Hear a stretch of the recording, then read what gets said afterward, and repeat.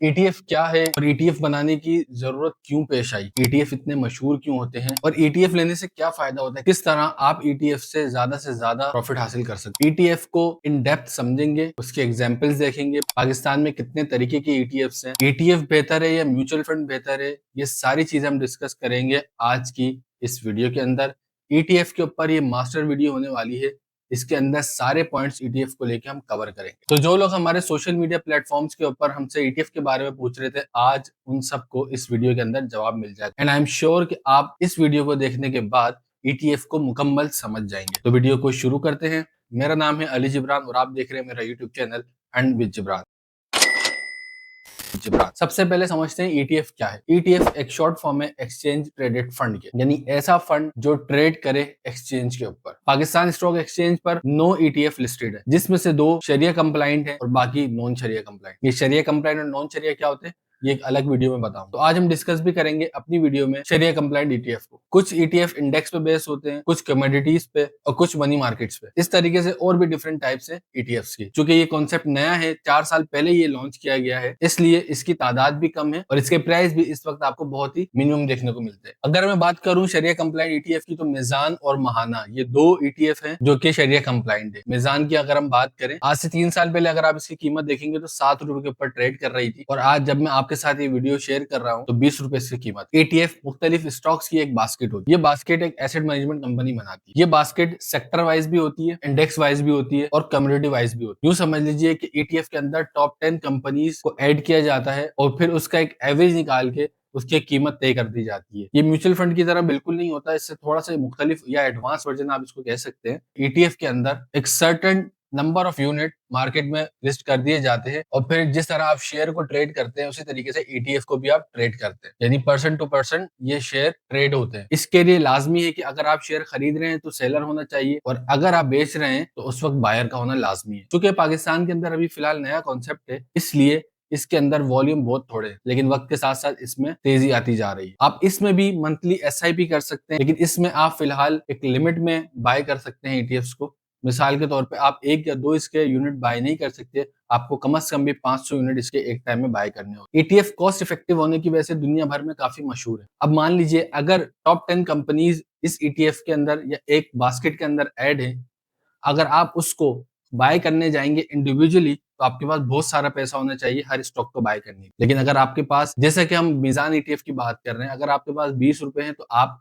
20 रुपए का एक यूनिट बाय कर सकते हैं, उसके अंदर आपको 10 कंपनीज मिल जाएगी। अब आप ईटीएफ को किस तरीके से सिलेक्ट करेंगे, क्या क्या चीजें इसमें देखनी होती है परचेस करने से पहले, तो चलिए चलते हैं कंप्यूटर की स्क्रीन पर। अच्छा जी, तो हम अब आ गए अपने कंप्यूटर स्क्रीन के ऊपर। जैसा कि आपको नजर आ रहा है कि यहाँ पे हमने गूगल के ऊपर सिंपल मीज़ान ईटीएफ लिखा है। क्योंकि हम ईटीएफ को यहाँ पे देख रहे हैं तो हम आपको मीज़ान ईटीएफ भी दिखा देते हैं। अगर आप सिंपल देखना चाह रहे हैं कि किस तरीके से आप ईटीएफ को चेक कर सकते हैं, तो पीएसएक्स पीएसएक्स लिखेंगे, उसके ऊपर आप उनकी वेबसाइट पे भी जाके, पाकिस्तान स्टॉक एक्सचेंज की वेबसाइट पे भी आपको जाके इजीली मिल जाएगा। यहाँ से आप मार्केट समरी के अंदर जाएंगे।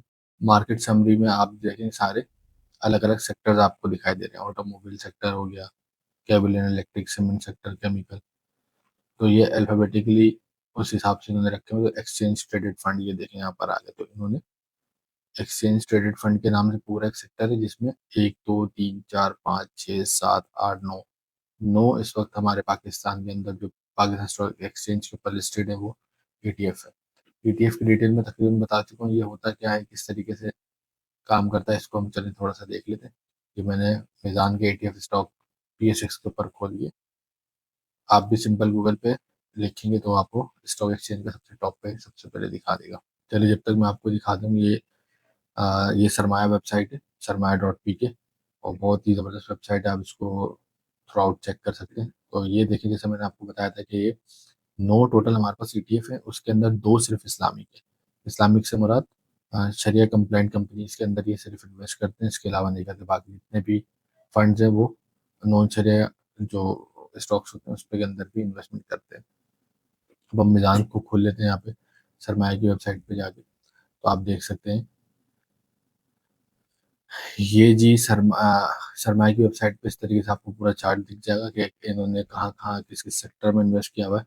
ये प्रॉपर आपको जैसे फर्टिलाइजर में किया हुआ है बड़ा चंक इनका, ऑयल एंड गैस में बड़ा चंक है, और सीमेंट सेक्टर के अंदर बड़ा एक चंक आपको नजर आ रहा है।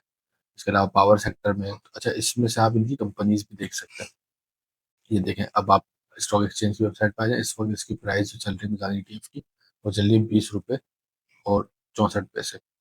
और अगर आप थोड़ा सा नीचे आएंगे, अगर आप इनकी कंपनी चेक करना चाहते हैं, तो ये नीचे आपको ये नज़र आ रहा होगा अंडरलिंग बास्केट। ये बास्केट आपको पूरी दिखा देगा। इसमें देखें कितने कितने शेयर्स इन्होंने परचेज किए में, और सारा आपको पूरा का पूरा इसमें चार्ट नज़र आ जाएगा। Engro, judicial, lucky cement, maple leaf, PPL, FFC, ये सारी कंपनीज आपको यहाँ पे नजर आ रही हैं कि इन्होंने, आप इस कंपनीज को देख के भी आप इन्वेस्टमेंट कर सकते हैं। कि एक जब इतनी बड़ी AMC एसेट मैनेजमेंट कंपनी जब इतने बड़े नाम के ऊपर पैसा लगा रही है, तो इसका मतलब कि ये बहुत ही स्ट्रॉन्ग स्टॉक्स होंगे, इसलिए आप भी कर सकते हैं। लेकिन अगर जिसके पास इतनी नॉलेज नहीं है, टाइम नहीं है, तो वो सिर्फ सिंपल मिज़ान ETF परचेज कर लेगा, तो उसको इन सब के सब आपको इसका फ्लेवर मिल जाएगा।